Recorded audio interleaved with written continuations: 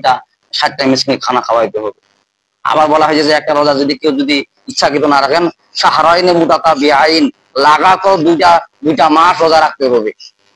যদি রমজানের একটা রোজা যদি কেউ পৌঁছ করে, মানে এত ভয়াবহতা। আবার 60টা মিসকিন যদি আপনি খানা খাওয়াবেন, 60টা মিসকিনের একটা মিসকিন যদি বলে যে তরকারির মধ্যে ঝাল হয়েছে বা কোনো একটা ত্রুটি হয়, আবার 60টা মানে মিসকিনকে খাওয়াইতে হবে, এরকম বর্ণনা দেওয়া আছে। মানে এত গুরুত্বপূর্ণ রমজানের রোজা। হ্যাঁ, না না, ওটা তো আপনার তো ওটা মানে আল্লাহ তাআলা তো চাঁদ অর্ডার দিয়েছে, চাঁদ উঠলে তো রোজা রাখার নাই, তো আল্লাহ 29টা রাখছে, এই 29টার জন্যই আপনার ওইটাই ফরজ ছিল। এখন আপনি যদি বলতেন যে বলে 30টা তো পুরলো না, এটা আল্লাহ তাআলা ওটা মুক্তিবা করে নিবে, মাফ করে দিবে। কিন্তু আপনি যদি ইচ্ছাকৃত রমজানের রোজাগুলো যদি আপনি ইচ্ছাকৃত রাখলো না কেউ, তাহলে আর জন্য এরকম। আর যদি অনিচ্ছা যদি কেউ না রাখে, অনিচ্ছা বলতে অসুখ বিসুখ কারণে কেউ রাখতে পারলো না, যেমন মহিলাদের রোজা মানে পুরো কিছু ফৌজ যায়, ওরা এই মাসেও কাজাগুলা রাখতে পারবে। বাসায় জানাই দিবেন মহিলাদেরকে, যাদের রোজা ফৌজ হয়েছে এই মাসেও কাজা রোজাগুলা রাখতে পারবে।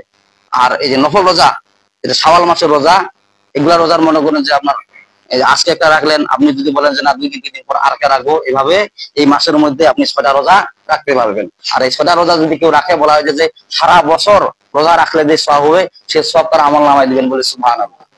এই অফারটা শুধু রাসূল সাল্লাল্লাহু আলাইহি ওয়াসাল্লাম স্পেশাল আমাদের জন্য নিয়ে আসছে।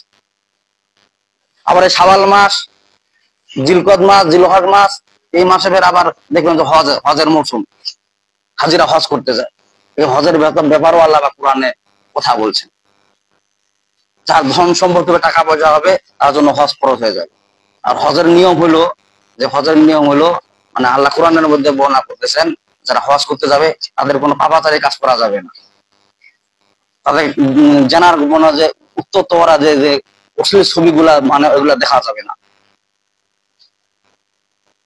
হজের যখন হাজিরা হজ যায়, তখন আল্লাহ তাআলা ওই বান্দার কাছে যে হজে করে আসলো, হজ করতে যে আসলো, আল্লাহ তাআলা ফের আবার ওনার কাছে স্লোগান নিচ্ছেন। কেমন একটা স্লোগান দিই না আমরা, একটা স্লোগান নিচ্ছেন। কেমন স্লোগান?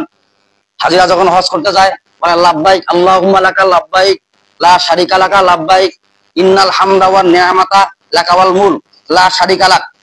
বলেন না আল্লাহু আকবার। আল্লাহ পাক স্লোগান নিচ্ছেন, আল্লাহ পাক মানে এগুট বলতেছেন যে তুমি যে হজ করতে আসলা, কোথায় আসলা?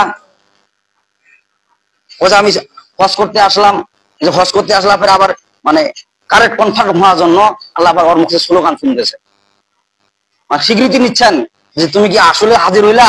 তখন ওই বান্দা বলে হ্যাঁ আল্লাহুম্মা লাব্বাইক, হে আল্লাহ আমি উপস্থিত। লাব্বাইক তো কি, হে আল্লাহ আমি উপস্থিত, আল্লাহুম্মা লাকা লাব্বাইক, আমি উপস্থিত। আল্লাহ পাক আবার প্রশ্ন করতেছেন যে তুমি যে আমার এখানে হজ করতে আসলা, তুমি আমার সাথে কার সাথে শিরক করো নাকি? তার মানে কি জিন্দাবির মেলা যাও নাকি? আবার ভণ্ডামি কাজ মানে আল্লাহর সাথে যারা অংশীদার করে এদের কাছে যাও নাকি? মানে আল্লাহ ব্যতীত অন্য কারোর কাছে তুমি চাও নাকি?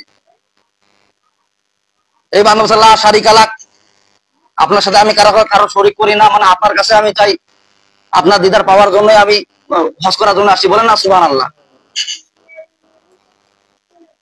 আল্লাহ পাক বললা যে তুমি এখানে আসলা, আমার ঘরে যে আসলা, তাওয়াফ করলা, আর যে নিয়ামত গুলাকে তোমাকে আমি দান করছি, নিয়ামত গুলা কার? ওই বান্দা বলছে ইন্না নিয়ামাতা লাকা ওয়াল মুলক।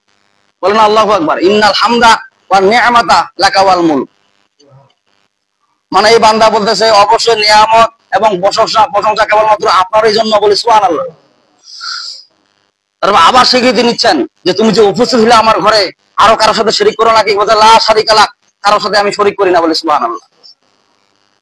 এজন্য রাসূল হাদিসের মধ্যে বর্ণনা করেন, বুখারী শরীফের 1819 নম্বর হাদিসের মধ্যে বর্ণনা করেন যে কোন হাজী যখন হজ করতে আসে কাবা শরীফে, যখন ওই বান্দা কোনো পাপাচারী কাজ করে না, হজ করে আমার ঘরের মধ্যে হজ করে যখন সে যায়, নবজাতক শিশুর মতো হয়ে যায়, বলে সুবহানাল্লাহ, তার কোনো আমলনামায় গুনাহ থাকে না।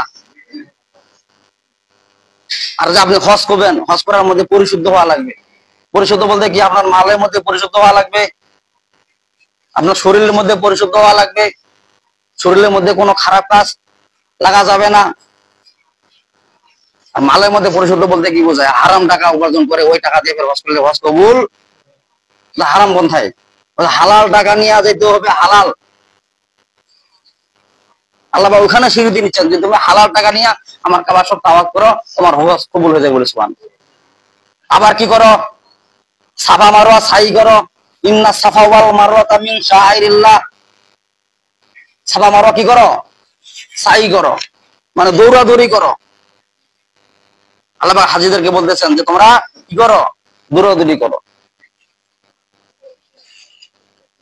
হালাল উপার্জন, হালাল টাকা নিয়ে যদি আপনি হজ করেন তাহলে আপনার হজ হবে। আর যদি হারাম পন্থায় যদি টাকা উপার্জন করেন, ওই টাকা নিয়ে হজ করলে হজ কবুল হবে না। আল্লাহ ওটাই বলতেছেন। আবার স্বীকৃতি নিচ্ছেন যে বান্দা তুমি যে আমার ঘরে আসলা, হজ করলা, হাজিরা দিলা, তুমি আবার বাইরে যায় কোনো খারাপ কাজ করবা নাকি?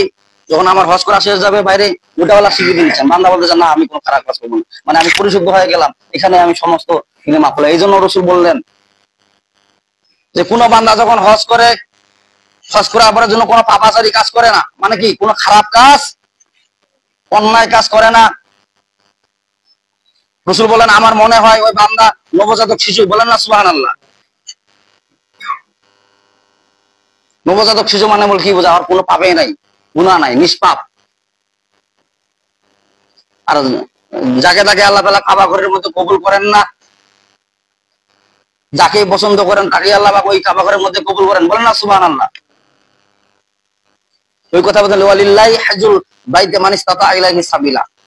তোমার যতটুকু পরিমাণ স্বার্থ আছে ততটুকু পরিমাণ স্বার্থ নিয়ে তুমি হজ করতে চলে যাও। আর যদি তোমার স্বার্থ না কুলায় তাহলে তোমার হজ, তোমার উপর হজ ফরজ হয় নাই। আল্লাহ পাক ওই বলতেছেন ওয়ালিল্লাহি হাজ্জুল মান ইসতাতা ইলাইহি সাবিলা। তোমার হজের টাকা হইছে, তুমি হজ করতে যাও, তাই বলে হারাম টাকা নিয়ে যাওয়া, হালাল টাকা নিয়ে যাওয়া লাগবে। এখন আপনি বলতে পারেন হুজুর হারাম টাকা ফের আবার কি, হালাল টাকা ফের আবার কি? অন্যায় ভাবে যেটা উপার্জন করেন সেটা হারাম, সুদ ঘুষ টাকা নিয়ে যেটা করেন সেটা কি? ওই টাকা নিয়ে হজে যাওয়ার নিষেধ আছে। হালাল টাকা নিয়ে, হালাল টাকা